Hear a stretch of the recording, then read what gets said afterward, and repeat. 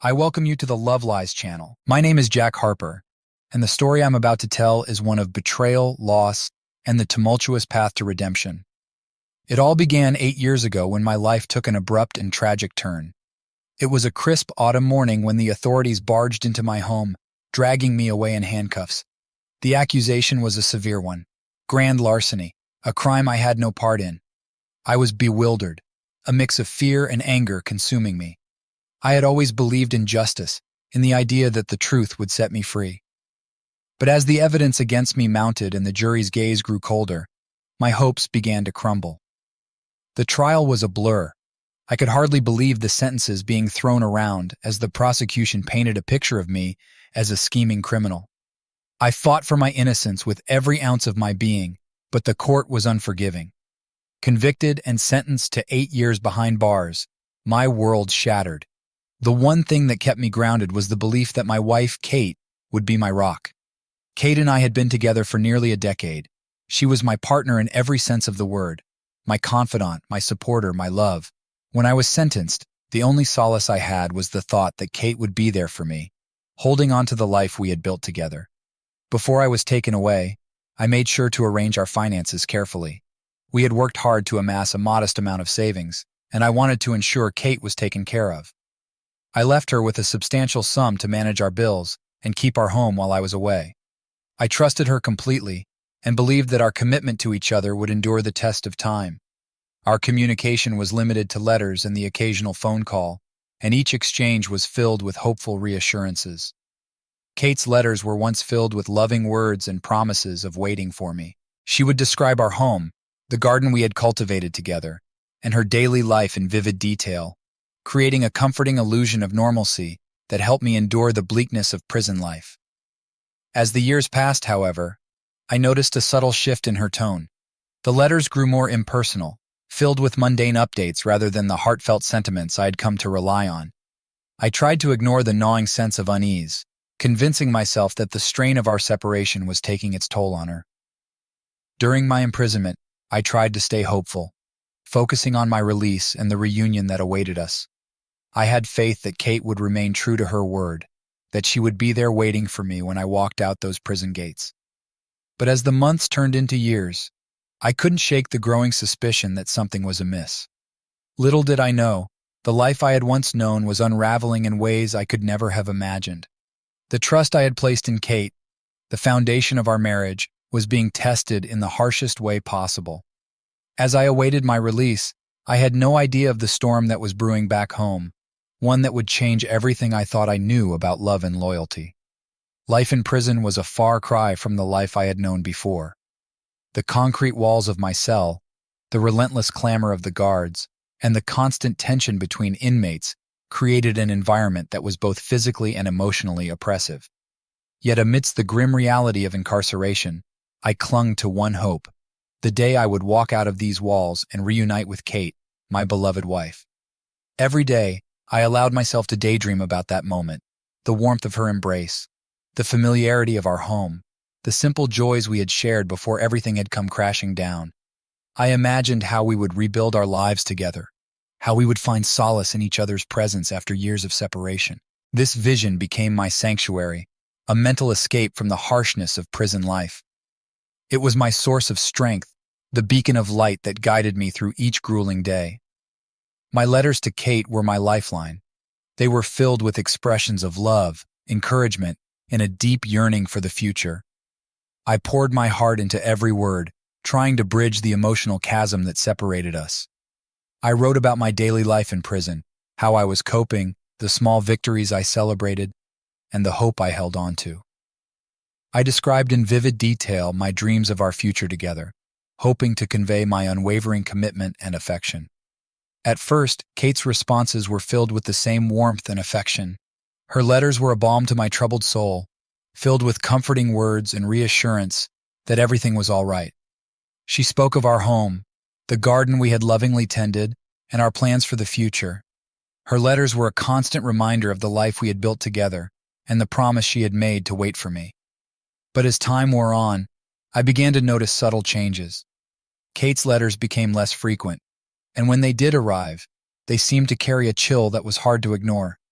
The once constant flow of heartfelt communication dwindled to sporadic updates. Her words grew more mechanical, more detached, as though the emotional connection we once shared was fraying at the edges. Initially, I tried to dismiss these signs as a natural consequence of the strain of our separation. I told myself that she was merely overwhelmed by the challenges of managing our life on her own. I convinced myself that the change in her letters was a reflection of the stress she was under, not a sign of deeper issues. My heart clung to the belief that our bond was strong enough to withstand these trials. However, as the months turned into years, the frequency of her letters continued to decrease. The warmth and affection that had once been the hallmark of our correspondence were replaced by short, impersonal notes. The tone of her messages grew colder, and the content became more mundane. My initial worries began to morph into a gnawing sense of dread. Despite my growing concern, I continued to hold on to hope. I cherished every letter that arrived, savoring the small glimpses of connection they provided. I believed in her promises, in the love we had shared, and in the future we had envisioned together. Little did I know, the signs I was beginning to notice were only the tip of an iceberg that would reveal a devastating truth about the woman I had entrusted with my heart. The prison cafeteria was a stark, sterile place, where the clinking of plastic trays and the murmurs of other inmates created a constant, uneasy soundtrack to my daily routine. I was sitting at my usual table, picking at the meager meal served, when Rick, a fellow inmate and someone I had come to consider a friend, slid into the seat across from me. Rick had been a fixture in the prison for longer than I had, his weathered face and guarded demeanor speaking of a life spent navigating the gritty underbelly of the justice system. We had struck up a conversation during the early days of my incarceration, and over time, we developed a rapport. He was someone I could rely on for news from the outside world, though his information was often tinged with the uncertainty of secondhand accounts. That evening, Rick's usual casual demeanor was replaced with a more somber tone. As he began to speak, his voice was laced with a hint of hesitation, as though he wasn't entirely sure how to broach the subject. "Jack," he began, his eyes darting around the room as if to ensure no one was listening. "I've got something to tell you. I wasn't sure if I should bring it up, but it's been eating at me." I looked up from my meal, my curiosity piqued. "What's going on, Rick?" He leaned in closer, lowering his voice even more. "I was in town a few weeks back, and I saw your wife, Kate." My heart skipped a beat at the mention of her name. "Kate? What was she doing?" Rick's gaze was serious. "She was with another man. They seemed pretty close. Dinner at a fancy restaurant, laughing, holding hands. I didn't think it was my place to say anything before, but I figured you should know." I stared at him, my mind racing. The image of Kate with another man was jarring, and I struggled to reconcile it with the image of the loving wife who had supported me through my trial and imprisonment. "Are you sure it was her?" I asked, trying to keep my voice steady. Rick nodded, his expression grave. "I'm certain. I recognized her. It was a high-end place, and they looked like they were more than just friends." The initial shock of Rick's words was almost paralyzing. I had always imagined that if anything were to change with Kate, I would have heard about it directly. The idea of her being with someone else seemed almost too surreal to process. My mind was filled with conflicting emotions: hurt, anger, and a profound sense of betrayal. Despite the growing storm inside me, I tried to keep my emotions in check. "Thanks for letting me know, Rick," I said finally, forcing myself to sound calm. "I'll think about what you've told me." As Rick left the table, I sat alone with my thoughts, grappling with the implications of what I had just learned. I wanted to believe that Rick had made a mistake, or that there was a plausible explanation for what he had seen. The idea of Kate moving on while I was still locked away seemed unbearable, a painful blow to everything I had held on to during my imprisonment. That night, as I lay in my cell staring at the bare concrete walls, the seed of suspicion that Rick had planted began to grow. I tried to push it aside, to cling to the hope that the woman I loved was still waiting for me. But the seed had been sown, and it was clear that my trust in Kate was now fraught with uncertainty. The day I stumbled upon the truth about Kate and Mike felt like a cruel twist of fate. It started with an ordinary task, sorting through the few personal items I had in my cell. Among them was a stack of letters and papers that I hadn't gone through in a while.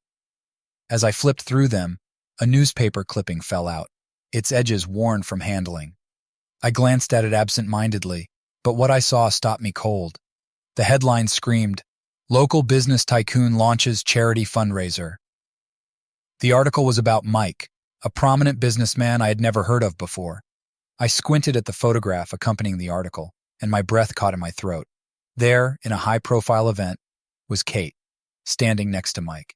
She was dressed in an elegant evening gown, her arm linked with his. They were beaming at the camera, a striking image of intimacy and comfort. My heart raced as I read through the article. It detailed Mike's generous contributions to various causes and his recent charitable gala. The piece mentioned Kate as his guest of honor, praising her for her involvement in the event. My mind struggled to piece together what this meant. How was Kate, who had been writing me letters of support, now involved with this man? I read further, searching for clues. The article included a quote from Kate, congratulating Mike on his philanthropic efforts and expressing her admiration for his work. Her words seemed hollow now, a stark contrast to the supportive letters she had sent me. I couldn't believe what I was seeing. As the shock settled, I remembered Rick's earlier revelation. It all began to fit together, like a dark puzzle. Mike was a wealthy businessman, and it seemed clear that Kate's newfound connection to him was not just a friendly association, but something more personal. I had to confront the reality that Kate had moved on with someone who could offer her a lifestyle I couldn't provide from behind bars. The revelation didn't stop there. As I continued to search through my letters and old bank statements that had slipped into my possession, I discovered troubling inconsistencies. The monthly transfers I had set up for Kate's support had been used irregularly. Some funds that should have been used for our home expenses seemed to have disappeared, aligning with the lavish lifestyle Kate appeared to be enjoying. The pieces of the puzzle came together with a painful clarity. Kate wasn't just spending my money, she was using it to sustain her relationship with Mike. The money I had worked so hard to secure for her had been funneled into maintaining an appearance of affluence and comfort, which was now shared with another man. The crushing weight of betrayal settled over me like a shroud. The woman I had trusted, the one I had envisioned waiting for me, was living a lie. My mind swirled with anger and disbelief. The image of Kate in the arms of another man, enjoying a life of luxury funded by the very resources I had provided, was unbearable. As I sat alone in my cell, trying to process the enormity of the betrayal, I realized that everything I had believed in was now in ruins. The future I had dreamed of with Kate had been shattered. The person I had envisioned supporting me from the outside had been leading a double life, using my love and money to build a new reality with someone else. The realization of Kate's betrayal hit me like a sledgehammer, leaving me with a whirlwind of emotions, anger, heartbreak, and a fierce determination to seek justice. With my mind set on revenge, I began to formulate a plan, right within the confines of my cell. My approach needed to be calculated and methodical. Every move had to be precise, as I knew that a hasty action could jeopardize everything I hoped to achieve. I started by carefully observing the dynamics of prison life and listening to the whispers and rumors that circulated among the inmates. Knowledge was power, and I intended to use every bit of information available to me. I reached out to trusted contacts within the prison, gathering details about how I might influence the outside world once I was free. I began to think about how to manipulate the situation to my advantage and set the stage for my revenge. The first step in my plan was to document every instance of Kate's financial misconduct. I meticulously organized all the evidence I had gathered, from the newspaper articles to the discrepancies in our bank statements. I intended to use this information to build a case that would expose her betrayal not only to me, but to the public as well. Next, I researched legal avenues I could pursue upon my release. I sought advice from fellow inmates who had some knowledge of legal matters, even though I couldn't directly access legal counsel.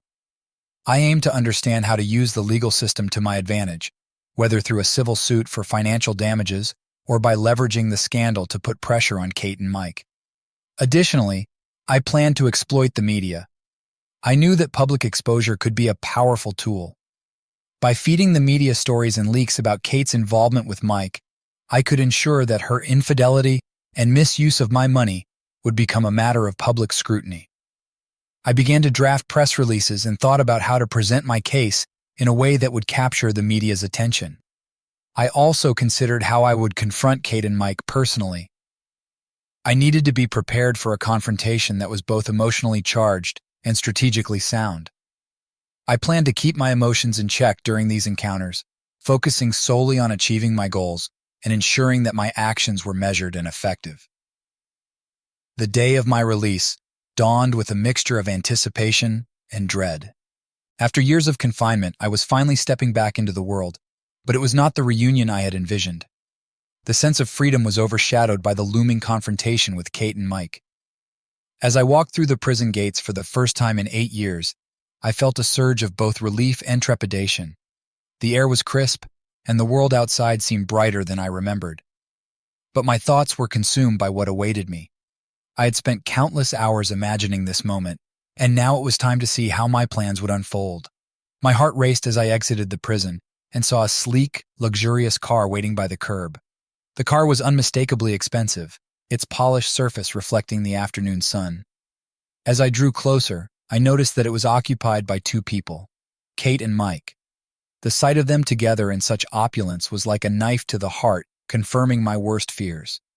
Kate was seated in the passenger side, her expression one of casual ease as she chatted with Mike, who was driving. They were laughing and enjoying each other's company, a stark contrast to the image I had held onto of my loyal and loving wife. Seeing them together in this lavish setting was a brutal affirmation of the betrayal I had uncovered. I had chosen an upscale restaurant that Kate frequented, a place known for its refined ambiance and exquisite cuisine. The restaurant's elegant interior, with its soft lighting and plush seating, created an atmosphere of sophistication and comfort. Little did Kate know, this setting would soon become the stage for a confrontation that would shake the foundations of her carefully constructed new life. I arrived early, taking a seat in a discreet corner where I could observe the entrance. I had dressed with deliberate care, smart but unassuming, ensuring that I blended in with the other patrons. My heart raced with a mixture of excitement and apprehension as I waited for Kate to arrive. When Kate walked through the restaurant doors, she was the epitome of elegance in a chic evening dress, her presence commanding attention. She was alone, a rarity given her usual companionship with Mike. The sight of her, so composed and stylish, was a stark contrast to the storm of emotions swirling inside me. I watched as she made her way to a table near the center of the dining room, and once she was seated, I made my move. I approached her with measured steps, my heart pounding in my chest. As I reached her table, Kate looked up, her eyes widening in shock and disbelief. The recognition was instantaneous, and her expression shifted from surprise to a strained attempt at composure. "Jack," she stammered, her voice faltering as she rose from her seat. "I didn't expect to see you here." I remained standing, my gaze fixed firmly on her. "Kate," I said, my voice calm but steady, "we need to talk." Her face grew pale as she took in the gravity of my tone. She gestured for me to sit, her movements betraying her nervousness. As I took a seat across from her, I could see her trying to steady her breath, her hands gripping the edge of the table. "I know about Mike," I began, cutting straight to the heart of the matter. "I know about the affair, and I know how you've been using my money to maintain this facade of a perfect life." Kate's eyes widened further, her face a mask of panic. "Jack, she faltered, her voice catching in her throat. "I've seen the evidence," I continued, my voice low and deliberate. "The articles, the financial records, everything. I know you've been living a lie, using both me and Mike to support this charade." Kate's composure completely shattered as she struggled to find words. Her eyes darted around the restaurant as if hoping for some form of escape. "Jack, please let me explain," she pleaded, her voice trembling. "It's not what it looks like." I could see the fear in her eyes, the realization that her world was about to come crashing down. She reached for my hand, but I pulled away, unwilling to be swayed by her pleas. "Explain?" I echoed, a bitter edge to my voice. "You had 8 years to be honest with me, and all I got were lies and deceit." Her eyes welled with tears as she struggled to maintain her composure. "I was lonely," she admitted, her voice breaking. Mike was there for me. I didn't mean for things to end up like this." I stared at her, my anger boiling beneath the surface. "Lonely?" I repeated, incredulous. "You used my money, my trust, to build a new life with someone else, and now you want to talk about loneliness?" Kate's shoulders slumped in defeat, her tears streaming freely now. I'm so sorry, Jack. I didn't know how to handle everything. It got out of control. The restaurant's ambiance felt distant, almost surreal, as I watched her unravel. My heart ached with the weight of the betrayal, but I remained resolute. Sorry isn't enough, Kate, I said firmly. You've betrayed me in ways I can't begin to describe. I'm here to ensure that you and Mike face the consequences of your actions. The aftermath of my confrontation with Kate was far from over. The next day, I received an unsettling phone call from an unknown number. When I answered, a deep, authoritative voice greeted me. "This is Mike Thornton," the voice said, dripping with hostility. "I hear you've been causing a scene involving my personal affairs." Mike Thornton, the businessman who had stolen Kate's affections and my financial resources, was now reaching out directly. His tone was menacing, and I could sense the anger simmering beneath his composed exterior. "I have nothing to discuss with you, Mike," I replied, trying to keep my voice steady. "This is between Kate and me." Mike's voice grew colder. "It's very much my business when you start airing our private matters in public. You have no idea what you're dealing with." I remained calm, refusing to let his intimidation tactics shake me. "I know exactly what I'm dealing with. You're involved with my wife and have been living off my money. I'm simply seeking the truth and justice." Mike's anger was palpable. "You're making a huge mistake, Jack. I don't take kindly to threats or disruptions of my personal life. If you continue down this path, you'll regret it." His threats were not empty. I could feel the weight of his influence and the potential consequences of crossing him. Despite this, I stood firm. "I'm not afraid of you, Mike. You and Kate have betrayed me in unforgivable ways. I will see this through to the end." Mike's voice dropped to a menacing whisper. "Consider this your final warning. Keep your distance, or you'll face repercussions you can't even begin to imagine." The call ended abruptly, leaving me with a sense of foreboding. Mike's threats were a stark reminder of the power and influence he wielded. Yet I refused to be intimidated. My resolve was only strengthened by his attempts to intimidate me. I knew that if I were to succeed, I needed to be more calculated and strategic than ever. Determined to expose the truth and hold Kate and Mike accountable, I began to execute the second phase of my plan. I knew that the media could be a powerful ally in this battle. By shining a spotlight on their actions, I aimed to create a scandal that would force them into the public eye and apply immense social pressure. I contacted several journalists and media outlets, providing them with the evidence I had meticulously gathered. I crafted a compelling narrative that detailed Kate's betrayal and Mike's involvement, highlighting the misuse of funds and the deceptive facade they had maintained. I included all the damning details, from the financial discrepancies to the luxurious lifestyle they had been enjoying at my expense. The media response was swift and intense. My story hit the headlines with a dramatic flair, capturing the public's imagination. Articles were published detailing the scandalous affair, the lavish spending funded by my money, and the hypocrisy of Kate and Mike's public personas. News segments and talk shows picked up the story, further fueling the controversy. The backlash was immediate and unforgiving. Social media erupted with comments and opinions, with people expressing their outrage and sympathy. Kate and Mike found themselves under a relentless spotlight, their previously polished images tarnished by the revelations. Kate's reputation as a loyal wife and supportive partner was shattered. The charitable events she had been involved in were scrutinized, and the public began to question her motives and integrity. Mike's business ventures also suffered, as clients and partners distanced themselves, unwilling to be associated with the scandal. The once elegant life they had constructed began to crumble. Their every move was followed by the press, and their private lives were dissected and exposed. The social pressure and public scrutiny were relentless, creating a harsh reality they could not escape. In the weeks following the media frenzy, Kate made several attempts to reach out to me. I received numerous messages, texts, emails, and even handwritten letters. Each one was a desperate plea for forgiveness and a chance to explain her actions. She seemed to be trying to repair the irreparable, seeking to mend the shattered trust and salvage whatever was left of our relationship. One evening, I received a phone call from an unknown number. When I answered, Kate's voice came through, trembling and filled with desperation. "Jack, it's Kate. I need to talk to you. Please, just hear me out." I took a deep breath, trying to keep my emotions in check. "Kate," I said firmly, "there's nothing left to discuss. You had your chance to be honest with me, and instead, you chose betrayal. Her voice broke with a mix of regret and anguish. I know I made terrible mistakes, but I want to explain why things happened the way they did. I never meant to hurt you.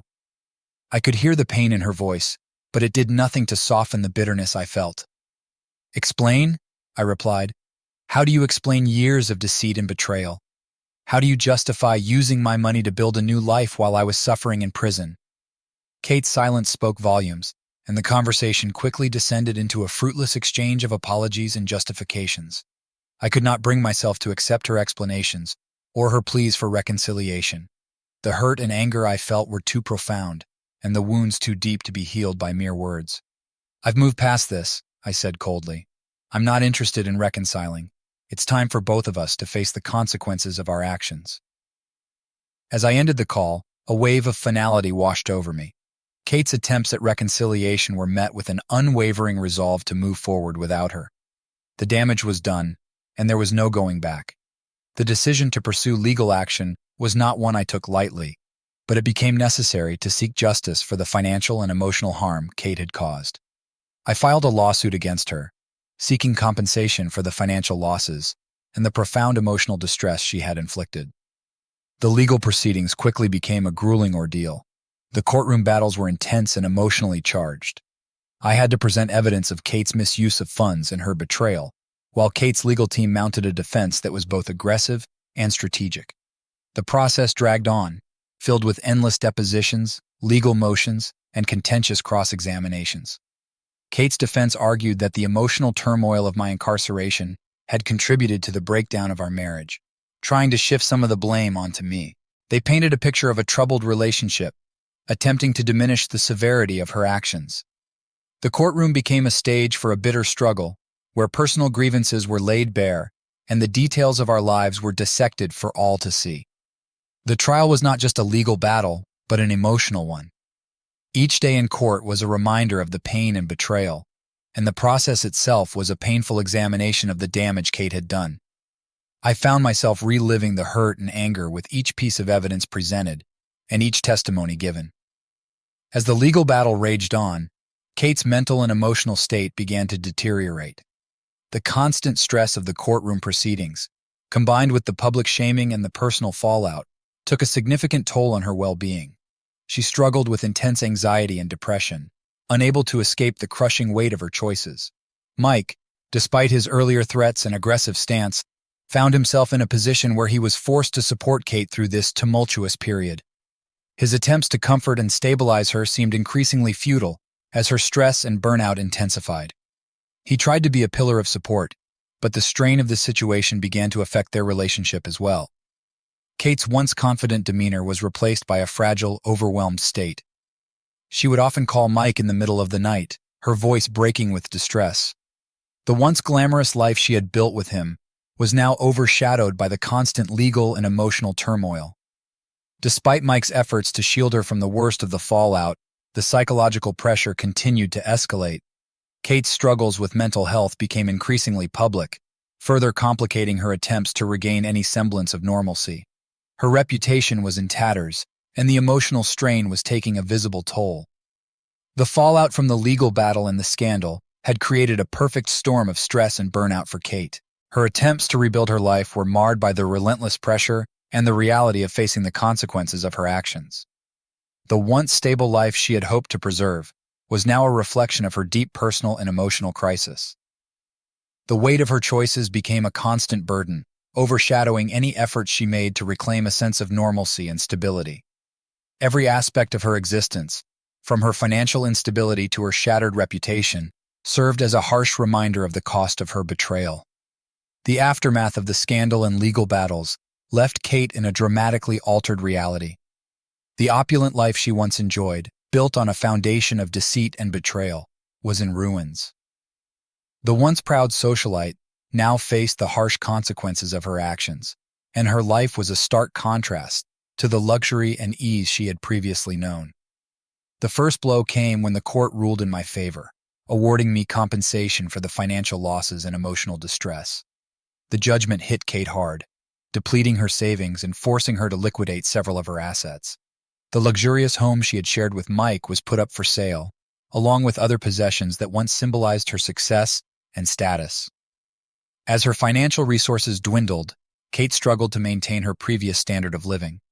The elegant dinners, designer clothes, and extravagant vacations were replaced by a more modest lifestyle. She found herself grappling with a new reality, one where she had to budget carefully and make ends meet in a way she had never imagined. Her social standing, once admired and envied, was now tarnished. Invitations to high-profile events and charity galas dried up, leaving her isolated from the circles she had once dominated. The public scrutiny and the media's relentless focus on her downfall only added to her sense of alienation. The once celebrated figure was now a subject of gossip and judgment, her every misstep reported and analyzed. The final blow came when Mike, who had been her partner and protector throughout the scandal, began to distance himself.